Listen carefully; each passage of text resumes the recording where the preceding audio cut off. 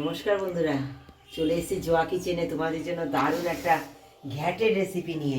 দেখো এই যে পালং শাকের ঘ্যাট করব, তার জন্য দেখো এখানে গামলায় আমার সমস্ত পালং শাক ধুয়ে রেখেছি।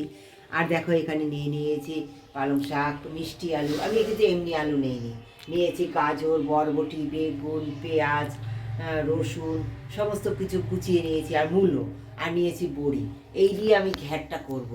হ্যাঁ, তোমরা আমার সঙ্গে থাকো, দারুণ সুস্বাদু একটা রেসিপি হতে চলেছে। তোমাদের আশা করি ভীষণ ভালো লাগবে। শীতের সমস্ত সবজি দিয়ে পালং শাকের ঘ্যাট দারুণ লাগে। তোমরা আমার সঙ্গে থাকলে আশা করি তোমাদের খুবই ভালো লাগবে। দেখো আমি ওদিকে তেল গরম করে নিয়েছি, তেলে দিয়ে দেবো প্রথমে বড়িগুলো একটু ভেজে নেবো হালকা সিম আঁচে। এদিকে এই দেখো বড়িগুলো সব ভেজে নিয়েছি, আর এদিকে দেখো তেল গরম করে নিয়েছি, তেলে দিয়ে দিচ্ছি আমি সুন্দর গরম হয়ে গেছে, পাঁচফোড়ন দিয়ে দেবো, আর শুকনো লঙ্কা দিয়ে দেবো, ফাটিয়ে দেবো শুকনো লঙ্কাগুলো, আর না তো ফেটে গায়ে আসবে।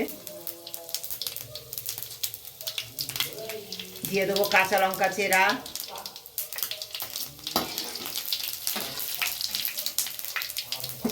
দিয়ে দেবো পেঁয়াজ, রসুন সব কুচিয়ে নিয়েছি।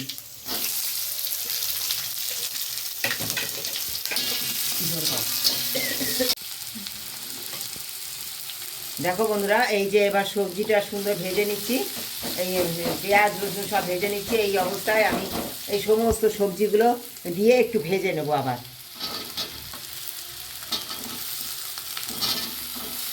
এটা ভাজতে থাক, চুলোটা ধরিয়ে দিয়ে আসি। নুন হলুদ পরিমাণ মতো আমি দিয়ে দেবো। হ্যাঁ, দিয়ে দেবো শাকগুলো, শাক দিয়ে বড়ি দিয়ে আমি সুন্দর জাল দিয়ে দেবো। এই বড়িগুলোও সুন্দর দিয়ে দেবো, দিয়ে আমি সুন্দর জাল দিয়ে নেবো। এবার ঠিক আছে, সমস্ত কিছু সিদ্ধ হয়ে গেছে। আমার কিন্তু কালো হয়েছে, যেহেতু আমি একটু লোহার কড়াইতে রান্না করেছি তো, তাই জন্য কালো হয়ে গেছে, তোমরা কিছু মনে করো না।